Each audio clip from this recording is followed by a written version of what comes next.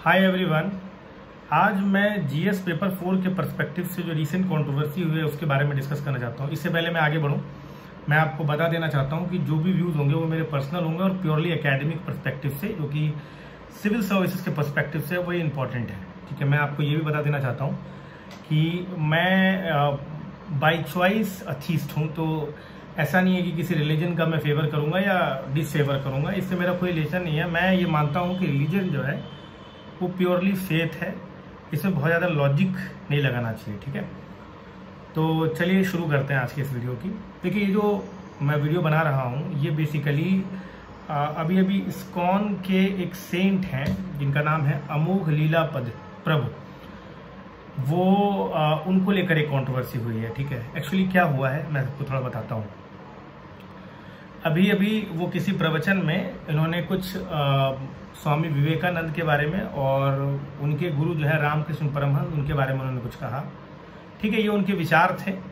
हम लोग इसे जीएस पेपर 4 के पर्सपेक्टिव से देखेंगे। ठीक है, इससे पहले मैं आगे बढ़ूँ, मैं आपको कुछ इस्कॉन के बारे में बता देना चाहता हूँ। ठीक है, इस्कॉन का पूरा नाम है international society for Krishna consciousness, इसको इस्कॉन भी बोलते हैं आप। ठीक है, ये 1966 में न्यूयॉर्क सिटी में इस्टेब्लिश किया गया था। इनके फाउंडर आप मान सकते हैं कि स्वामी प्रभुपद हैं। ठीक है, ये बात आपने देखा होगा कई बार स्वामी प्रभुपद का, अगर नहीं देखा है तो आप थोड़ा गूगल करके देख लीजिए। ठीक है, अब ये इस्कॉन एग्जैक्टली क्या कर रहे हैं, देखिए अगर थोड़ा सा इसको मतलब रूट से जाएं तो आपको समझ में आएगा कि इस्कॉन का कॉन्सेप्ट क्या है, समझ में आ गया। देखिए, अगर आपने पढ़ा होगा तो 12th सेंचुरी के बाद, ठीक, जब इंडिया में इस्लामिक इन्वेजन हुआ तो भक्ति मूवमेंट की शुरुआत हुई, क्योंकि दो डिफरेंट रिलीजन एक दूसरे के कांटेक्ट में आए। ठीक, जैसे एक मुस्लिम है और क्रिश्चियन है, सॉरी, और हिंदुइज्म है, क्रिश्चियन भी आप कह सकते हैं। ये डिफरेंट रिलीजियस फेथ आए तो दोनों में फेथ वाइज इंटरमिंगलिंग हुई। ठीक है, तो क्या हुआ कि बहुत सारे जो इस्लामिक फेथ थे, जैसे कि कॉमन ब्रदरहुड का कॉन्सेप्ट था, नो कास्टिज्म था, समझ में आया, और बहुत सारी बातें, मोनोथीज्म था। तो क्या हुआ कि ये कहीं ना कहीं हिंदुइज्म के लिए कंप्लीटली न्यू कॉन्सेप्ट था। मेरी थोड़ी तबीयत खराब है इसीलिए आप थोड़ा सा बेयर करें मुझे। तो वो कंप्लीटली न्यू था हिंदुइज्म के लिए, और बहुत सारी बातें हिंदुइज्म में जो थी वो बेसिकली इस्लाम में बिल्कुल नया था। तो दोनों रिलीजन के कांटेक्ट होने की वजह से गंगा जमनी तहजीब क्रिएट हुआ।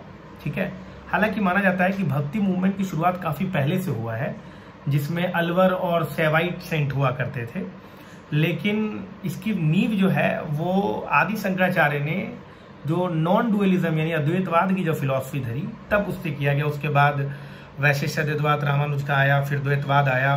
ठीक है, और धीमे धीमे क्या हुआ कि जितना ही हिंदुइज्म में इन्फ्लुएंस देखने को मिला, चेंज देखने को मिला, जितना इम्पैक्ट आपको हिंदुइज्म में दिखाई देता उतना ही इस्लाम में भी दिखाई देता। इसीलिए आपको मुस्लिम्स में भी जो है, इस्लाम में भी आपको सूफीज्म दिखाई देगा। कहीं ना कहीं ये इंटरेक्शन का ही रिजल्ट था। ठीक है, और इस तरीके से भारत में गंगा जमनी तहजीब की शुरुआत हुई। ठीक, जहां पर डिफरेंट रिलीजन के लोग जो है वो केवल रहते ही नहीं थे, फ्लरिश भी करते थे। यही कारण है कि बड़ा लंबा सा रूल रहा है मुगलों का। उसमें भी आप देखिएगा कि दो कई कंट्रोवर्शियल रूल भी रहे हैं, लेकिन हिंदुइज्म इस्लाम सब फलता फूलता रहा है। इसीलिए हम लोग कई बार गंगा जमनी तहजीब के नाम से भी जानते हैं, और सैलिड बॉल कल्चर भी कहते हैं इंडिया का। उसी में से वेस्ट बंगाल, जो कि गॉड रीजन कहा जाता था, उसमें एक गुरु थे, सेंट थे, जिनका नाम था चैतन्य महाप्रभु। ठीक है, तो वो चैतन्य महाप्रभु ने भजन कल्चर, कीर्तन, भजन, ये सब कल्चर प्रमोट किया। ठीक है, और कहीं ना कहीं उन्होंने भी जो है वैष्णविज्म की नींव को और मजबूत किया। मैं ये नहीं कह रहा हूं कि वैष्णविज्म की नींव इन्होंने रखा है, इन्होंने मजबूत किया, फॉरफ्रंट पे लाए। इसीलिए कहते हैं कि इस्कॉन जो है वो गौड़ी वैष्णविक कल्ट को जो है वो वैष्णवाइट कल्ट को जो है वो प्रमोट करता है। अब देखिए, समझिए वैष्णवाइट कल्चर में क्या है कि सबसे पहली बात जो बहुत इंपॉर्टेंट है इसमें कि ये प्रपात्य मार्ग मानते हैं। प्रपात्य मार्ग मानने का मतलब ये होता है कि total surrender to the God. आपको हरि कृष्ण के नाम पर या कृष्णा के डिफरेंट एस्पेक्ट को देखते हुए अपने आप को पूरी तरीके से डिवोट कर देना है। इसे प्रपात्य मार्ग कहते हैं, बहुत इंपॉर्टेंट बात है ये। ठीक है। भक्ति मूवमेंट में आपको प्रपात्य मार्ग की बात आएगी, ठीक है। ज्ञान मार्ग आएगा, ठीक है। उसमें एक जो है प्रपात्य मार्ग भी आता है, जिसके थ्रू आप टोटल सरेंडर टू गॉड करते हैं, और कहीं ना कहीं इस्कॉन इसी को अपहोल्ड करता है, ठीक है। ये बात आप ध्यान रखिए। अब आते हैं कि अमोघ लीला प्रभु ने क्या कहा, जिसकी वजह से बड़ी कंट्रोवर्सी हुई। कोट अनकोट अगर आपने वीडियो देखा होगा तो मैं उसी के हिसाब से आपको बता देता हूं। उन्होंने कहा कि जो रामकृष्ण परमहंस हैं, या फिर आप विवेकानंद की बात करें, तो स्वामी विवेकानंद जी की बात अगर हम लोग करें तो वो लोग, उनका डाइटरी प्रेफरेंस डिफरेंट था। वो मछली भी खाते थे, समझ में आ गया। तो इन्होंने क्या कहा कि भाई सिद्ध पुरुष जो है, जिसको निर्वाणा की प्राप्ति हो गई है, मोक्ष की प्राप्ति हो गई है, वो मछली कैसे खा सकता है, ठीक है। मछली को भी दर्द होता है, ठीक। इन्होंने ये स्टेटमेंट दिया। इन्होंने कहा कि 2-3 बातें और इन्होंने कहा कि बैंगन जो है वो एज पर विवेकानंद जी, बैंगन इज मोर इम्पोर्टेंट देन तुलसी। फिर उन्होंने बोला कि फुटबॉल से टीम स्पिरिट आता है, भगवत गीता से बेहतर है कि आप फुटबॉल करें। देखिए, इसकी ऑथेंटिसिटी पर हम अभी कुछ बता नहीं सकते कि whether these statements are authentic. मैं जिस चीज को लेके पकड़ रहा हूं, जिस चीज पर अमोघ लीला प्रभु ने भी बहुत एम्फसाइज किया कि ऐसे कैसे हो सकता है कि जो मछली खाते हैं उनको सिद्धि की प्राप्ति हो गई है, उन्हें मोक्ष की प्राप्ति हो रही है। शायद वो एक डाइटरी प्रेफरेंस के बेसिस पर एक जनरलाइज ओपिनियन बना लिए हैं, जिसे आप कई बार कह सकते हो स्टीरियोटाइपिंग है। हम लोग जब एटीट्यूड पढ़ते हैं तो कहीं ना कहीं जो है इसमें एक ओवर जनरलाइजेशन, एक एटीट्यूड के 3 कंपोनेंट होते हैं। एटीट्यूड कंपोनेंट के 3 कंपोनेंट में से एक कंपोनेंट जो होता है वो होता है कॉग्निटिव कंपोनेंट, दूसरा होता है अफेक्टिव कंपोनेंट, और तीसरा होता है बिहेवियर। उसमें कॉग्निटिव कंपोनेंट में अगर ओवर जनरलाइजेशन आ जाए, लैक ऑफ रैशनैलिटी आ जाए, रिजिडिटी आ जाए, तो हम कहते हैं क्या कि ये कहीं ना कहीं जो है स्टीरियोटाइप को जन्म दे रहा और धीमे धीमे प्रेजुडिस आ जाएगा, ठीक है। तो अगर आप ये कह रहे हो कि सिद्धि प्राप्त नहीं हो सकता है जो कि मछली खाते हैं या नॉनवेज खाते हैं, ये कहीं ना कहीं इसी प्रेजुडिस को जन्म देता है। अब समझिए बात को कि क्या बोलना चाह रहे हैं। ये कह रहे हैं क्या कि नॉन वेजिटेरियन लोग जो खाते हैं वो कहीं ना कहीं किसी को हार्म कर रहे हैं, किसी को दर्द दे रहे हैं, उसके बाद जो है सिद्धि कैसे प्राप्त कर सकते हैं। सिद्धि वाला आदमी किसी दूसरे को ये किसी को पेन कर ही दे ही नहीं सकता है। ये एक स्टेटमेंट इनका है, ये बहुत गलत स्टेटमेंट है। मैं आपको बता दूं सीधी तरीके से।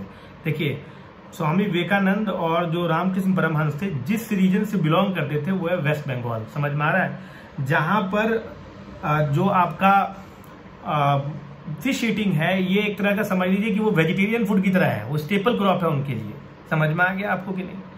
अच्छा, जरा हम पीछे की तरफ जाएं तो स्वामी विवेकानंद के अगर हम उनकी जो टीचिंग्स को समझें तो आपको समझ में आएगा कि उनकी टीचिंग में जो सबसे बड़ा इंपॉर्टेंट चीज ये है कि वो ये मानते हैं कि आदमी को चाहिए कि वो service to man is a service to God. इन्होंने कहा कि अगर किसी भूखे को धर्म के बारे में बताया जाए तो कहीं ना कहीं जो है उस धर्म की बेइज्जती है और उस धर्म का अनादर है।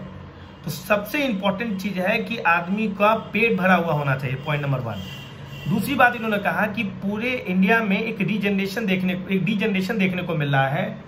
इंडियन लोग जो हैं वो फिजिकली वीक हैं, तो अगर वो अपने डाइटरी पैटर्न में फिश को लाते हैं तो वो अपने आप को रोबस्ट कर पाएंगे, और कहीं ना कहीं जो है वो जो है उनका जो फिश का जो उनका मेंटल डेवलपमेंट है वो भी बहुत तेजी से हो पाएगा। समझ में आ रहा है कि नहीं? विवेकानंद की को एक बार और बात पे क्रिटिसाइज किया था कि इन्होंने आइडोलिट्री प्रमोट किया था, पर उसका कारण और था। विवेकानंद ने आइडोलिट्री इसलिए प्रमोट किया था कि उनका ये मानना था कि जो नॉर्मल लोग जो हैं वो डायरेक्टली गॉड से कनेक्ट नहीं हो सकते हैं। जो आइडल होता है, it is the way to connect with the God. Are you getting my point? तो देखिए, आप किसी चीज को किसी प्रसंग से निकाल कर आप उसको अपनी तरीके से तोड़ मरोड़ के पेश करेंगे तो भाई साहब आप जो है गलत दिशा में जा रहे हैं। समझ में आया? इस बात को बिल्कुल समझ लेना चाहिए कि कंटेक्स्ट के साथ किसी चीज को समझा जाए, ज्यादा बेहतर है।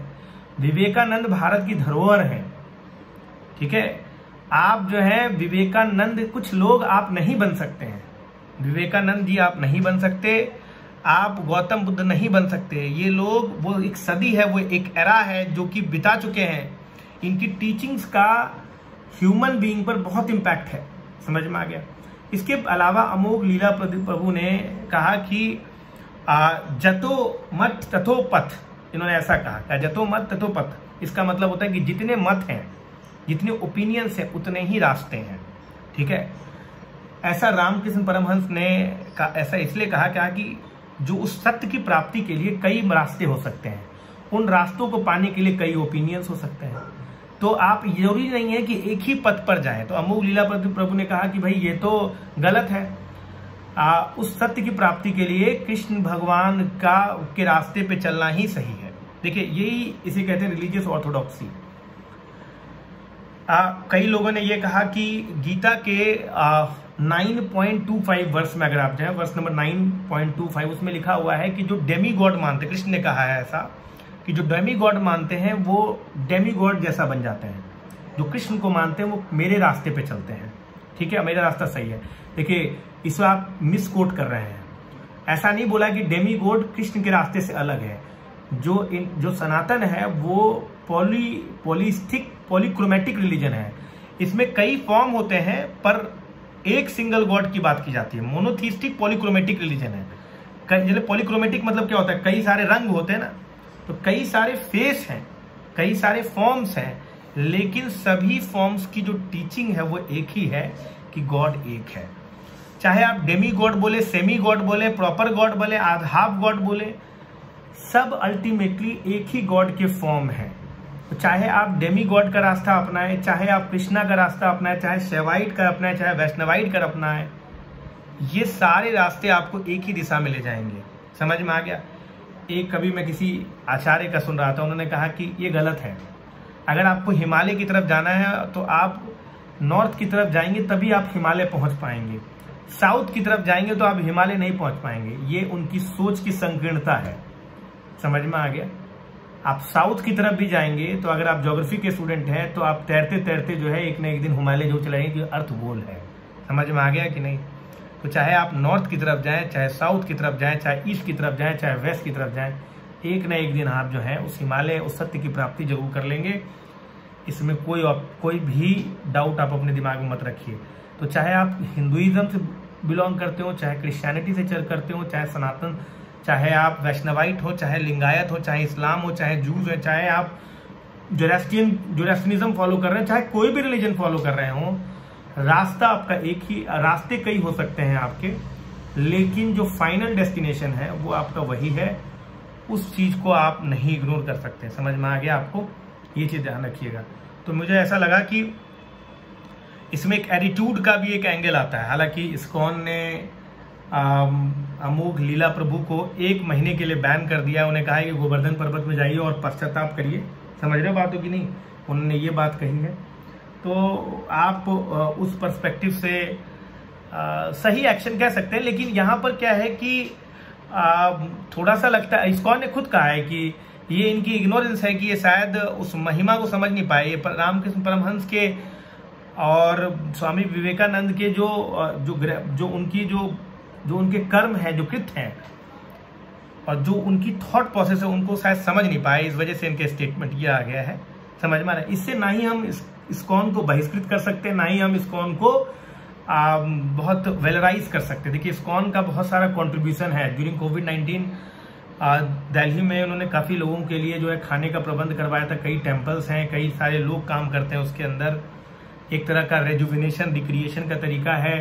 पूरे वर्ल्ड लेवल पे इनके टेम्पल्स है, इंफ्रास्ट्रक्चर है। तो इनके बहुत कंट्रीब्यूशन है इंडियन सोसाइटी में, ठीक है। उस चीज को हमें ध्यान में रखना चाहिए। लेकिन एट द सेम टाइम ऐसे कंट्रोवर्शियल ओपिनियन जिसमें ऐसे पर्सनैलिटीज के बारे में अगर कोई कमेंट होता है, उससे भी बचना चाहिए। इससे क्योंकि जनमानुष का जो कॉमन फीलिंग होता है, दैट गेट हर्ट। समझ में आ गया? और इसकी वजह से क्या हो सकता है कि आप एज एन ऑर्गेनाइजेशन आप पर इश्यूज उठ सकते हैं, ठीक है। इस पर ध्यान देना चाहिए। These all are my opinion, personal opinion. UPSC के पर्सपेक्टिव से ये ओपिनियन आपका बन सकता है, ठीक है।